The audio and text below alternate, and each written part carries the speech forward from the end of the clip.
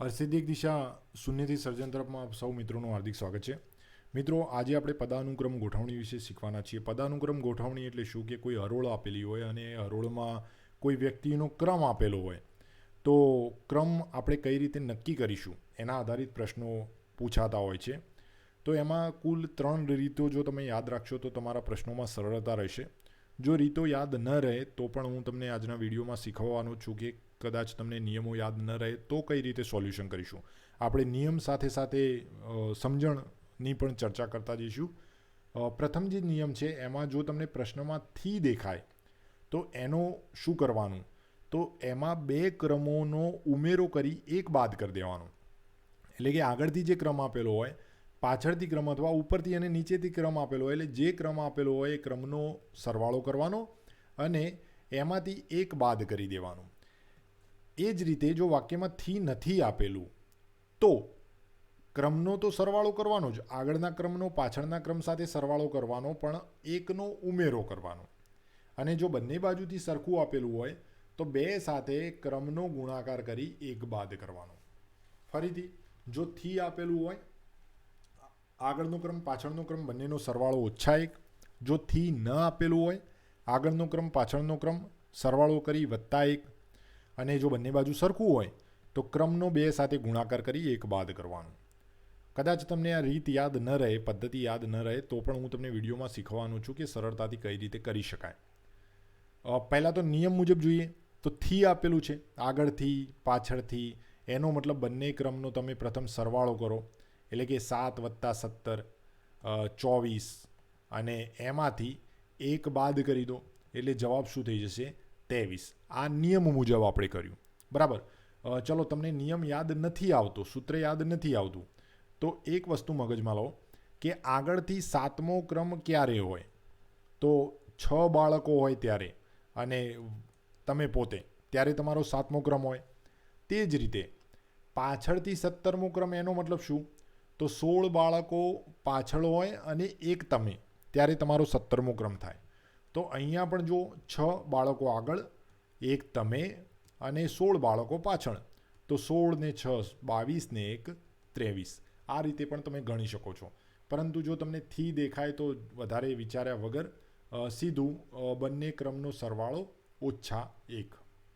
હવે જો થી તમને વાક્યમાં જોવા મળતું નથી તો શું કરશું? તો એમાં પણ આપણે ક્રમનો તો સરવાળો જ કરવાનો થાય, પરંતુ +1 કરવાનું થાય. ધારો કે અહીંયા થી તમને ક્યાંય જોવા નથી મળતો, આગળ પાછળ થી નથી અને પાછળ પણ થી નથી. 15 માણસ આગળ ચાલે છે, પાછળ 11 માણસો ચાલે છે. આ બંનેનો પહેલાં સરવાળો કરો, આપણો નિયમ આ છે. થી નથી તો એક ઉમેરી દેવાનો, એટલે કે 27 બાળકો થઈ ગયા, 27 માણસો થઈ ગયા. જો થી આપ્યું હોય તો ઓછા કરવાનું થાય. સૂત્ર મુજબ જોઈએ તો થી આપ્યું નથી તો આગળ વત્તા પાછળ +1 થઈ ગયો 27.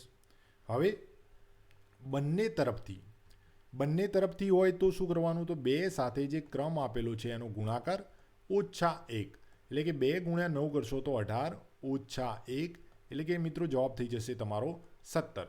અને તમને ચલો સૂત્ર યાદ નથી આવતું તો બંને તરફથી 9મો ક્રમ, તો બંને તરફથી 9મો ક્રમ તમારો ક્યારે હોય? કે જ્યારે 8 માણસો આગળ અને 8 માણસો પાછળ હોય, ત્યારે તમારો ક્રમ 9મો થાય. 8 + 1 9, 8 + 1. ચલો બધાનો સરવાળો કરીએ તો 8 + 1 + 8, 8 અને 8 16, 16 ને 1 17. તો એમ પણ જવાબ આવી જશે. હવે અમુક પ્રશ્નો જોઈએ. કાજલનો ઉપરથી નીચેથી, તો શું કરવાનું? બંને ક્રમનો સરવાળો 10 + 3 -1, એટલે કે 10 ને 3 13 -1, એટલે કે 12 થાય, બરાબર. ઓપ્શન જોઈ લઈએ તો 12 તો આપેલા નથી. કેમ નથી આપેલા? તો આગળ બીજો પ્રશ્ન છે, કેટલા છોકરા ઉમેરવાથી 20 સંખ્યા થાય? તો 12માં આપણે કેટલા ઉમેરીશું? 20 થશે. તમારો સીધો જવાબ તમને મળી જશે કે ભાઈ 8 સાહેબ ઉમેરીએ તો 20 થાય. અને કદાચ કોઈ મોટો આંકડો હોય તો કાંઈ નહીં, બાદબાકી કરતો 20 - 12, 20 - 12 કરશો તો 8. એ સિવાય ધારો કે તમને સૂત્ર નથી આવડતું તો ઉપરથી 10મો ક્રમ, તો જો ઉપરથી તમારો ક્રમ 10મો હોય એનો મતલબ તમારી ઉપર 9 બાળકો બીજા હોય, બરાબર, અને એક તમે પોતે. ધારો કે કાજલ છે તો કાજલનો 10મો ક્રમ છે, તો કાજલની ઉપર 9 હશે, એ 10મી પોતે. હવે નીચેથી જો આપણે ગણીએ તો નીચેથી કહે છે ભાઈ ત્રીજો છે, તો જો નીચેથી ત્રીજો હોય તો એક તો પોતે, વધ્યા કેટલા? 2. તો 9 + 1 10 અને 10 ને 2 12, તો થઈ ગયા 12, કુલ 12, અને આપણે 20 કરવાના હતા એટલે 8 સાચો જવાબ થઈ જશે. વૃક્ષોની એક હરોળમાં એક વૃક્ષ ડાબી બાજુથી અને જમણી બાજુથી, જો થી આપેલું હોય તો બંને ક્રમનો પ્રથમ તો સરવાળો કરી દો અને -1 કરી દીધો, તો 7 + 14 21, 21 - 1 કરો તો 20 જવાબ, એટલે કે 20 વૃક્ષો હશે. અને જો એ રીતે યાદ નથી આવતું તો ડાબી બાજુથી 7મો ક્રમ છે, તો જો ડાબી બાજુથી તમારો 7મો ક્રમ હોય એનો મતલબ 6 વૃક્ષ આ બાજુ થશે. જમણી બાજુથી 14મો ક્રમ છે, તો જો 14મો હોય તો એનો મતલબ 13 વૃક્ષો આ બાજુ હશે ને 14મો તમે પોતે, તો 6 + 1 + 13, તો 6 + 1 7 અને 13 20, તો આપણો સાચો જવાબ શું થઈ જશે મિત્રો? 20. હવે આગળ જોઈએ. મહેશનો ક્રમ આગળથી પાછળથી, હા અહીંયા થોડું વધારે પણ જોડેલું જુઓ. અમુક બાળકો પાછળથી ઉમેરાય તો થોડું આપણે ડ્રોઈંગ કરીને જ કરી જોઈએ કે શું થાય છે એમ. કાં તો થી આપેલું તો કાંઈ કરવાનું થતું નથી. આગળનો ક્રમ છે 5 અને પાછળથી છે 38, બંનેનો ઉમેરો કરો 43 અને 1 બાદ કરી દો તો 42 આપણો શું થઈ જાય મિત્રો? જવાબ. ચલો આ રીતે તમને નથી આવડતું, સૂત્ર આધારે ગણવું નથી, ડ્રોઈંગથી ગણીએ, તો એમાં પણ મિત્રો આપણે જોઈ લઈએ કે એમાં કઈ રીતે ગણતરી કરવાની થાય. હું થોડું આ રબ કરી દઉં. હા, ઓકે. આગળથી 5મો ક્રમ, તો આગળથી 5મો ક્રમ એનો મતલબ તમે ચોથા, તમારાથી આગળ 4 બાળકો બીજા છે મહેશથી આગળ. પાછળથી પહેલાં 25 હતું તો એમનો મતલબ 24 બાળકો હતા. એના પછી 38મો થઈ ગયો, તો જો 38મો નંબર હોય તો 37 બાળકો બીજા હશે અને મહેશ પોતે 1. સરવાળો કરીએ તો 4 + 1 + 37, તો 4 ને 1 5 ને 37 42મો ક્રમ થાય. અને થી વાળું પણ જોઈએ તો 5 અને +38, 5 + 38 કરીએ તો 38 ને 5 43, અને 43માંથી 1 બાદ કરી દઈએ તો પણ 42. તો આ રીતે પણ તમે જવાબ શોધી શકો. માનસીને કોઈ પણ બાજુથી ગણતરી કરવામાં આવે તો તેનો ક્રમ 15 છે. કોઈ પણ બાજુ કીધી તો 2 ગુણ્યા ક્રમ કયો છે? 15 - 1, તો 15 દુ 30 - 1 એટલે કે 29 તમારો શું થઈ જશે? જવાબ. જો એ રીતે ના ગણવું હોય તો માનસીને ધારો કે આપણે વચ્ચે બેસાડી દઈએ. 15મો ક્રમ છે તો એનો મતલબ 14 બાળકો આ બાજુ હશે, માનસી 1 15, એ રીતે 15મો આ બાજુ તો 14 આ બાજુ હશે. હવે બધાનો સરવાળો કરીએ તો 14 + 1 + 14, એટલે કે જવાબ શું થઈ જશે મિત્રો? 29. તો સાચો જવાબ તમને મળી ગયો. એક હારમાં તનિષા ડાબી બાજુથી 8મા ક્રમે અને જમણી બાજુથી આપેલું છે, તો ચલો શોધી લઈએ. પરંતુ આમાં આગળ પણ કંઈક છે, તો પહેલાં પ્રશ્ન પૂરો વાંચી લઈએ. જો તેઓ પરસ્પર, ઓકે મિત્રો, આ પ્રશ્નમાં આપણે શું કરવાનું થાય ખાસ ધ્યાન રાખજો. પ્રથમ તો શું આપ્યું છે કે તનિષા જે છે એ ડાબી બાજુથી 8મા ક્રમે છે, એટલે કે 7 બાળકો આ બાજુ થઈ જશે. 8મા ક્રમે તનિષા. હવે જમણી બાજુથી સેજલ જે છે એ સેજલનો ક્રમ જે છે એ 17મો છે.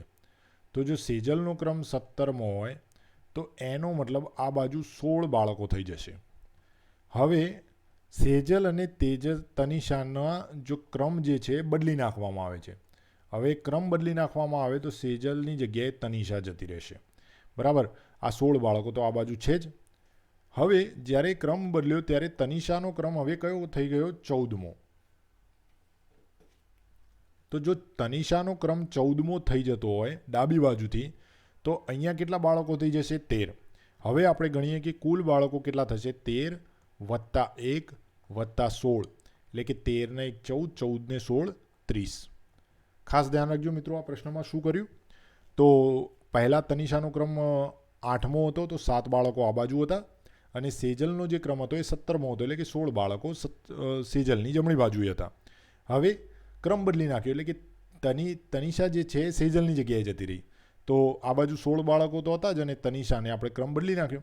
હવે શું કહે છે કે તનિષાનો ડાબી બાજુથી 14મો ક્રમ થશે, એટલે કે 13 છોકરીઓ તનિષાની ડાબી બાજુ હશે.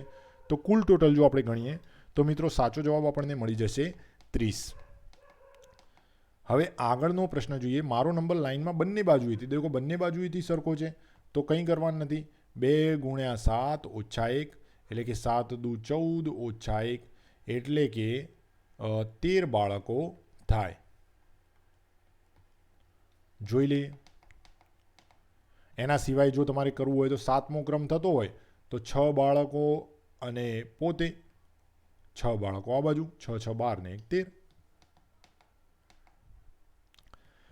વિદ્યાર્થીઓની એક લાઇનમાં કનુ બરાબર મધ્યમાં છે. ચલો મધ્યમાં તમને આપેલું છે, પહેલાં લાઇન દોરી દઈએ અને મધ્યમાં ભાઈ કનુભાઈ છે.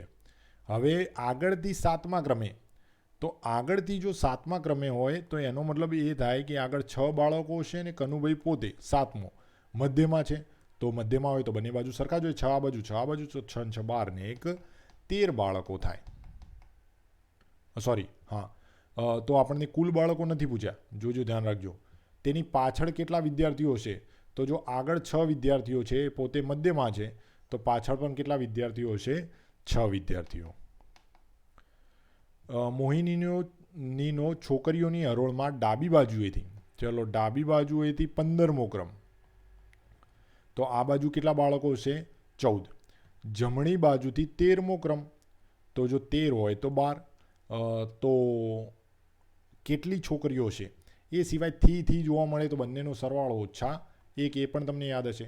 અને જો આ રીતે કરી શકતા હોય તો સૌથી સારું, કોઈ નિયમની પણ જરૂર નથી કે પોતાને +1 બતાવી દેવાનું. 15મો તો 14 આ બાજુ અને 13મો તો 12 આ બાજુ. તો ટોટલ જો ગણીએ તો 14 + 1 + 12, એટલે 14 ને 12 16, 26 ને 1 27, અથવા થી આપ્યું તો 15 + 13, 15 + 13 એટલે કે 28 ઓછા 1 એટલે કે 27. તો તમે આ રીતે પણ જવાબ શોધી શકો છો. આ વિડીયો જોવા બદલ આપ સૌ મિત્રોનો ખૂબ ખૂબ આભાર.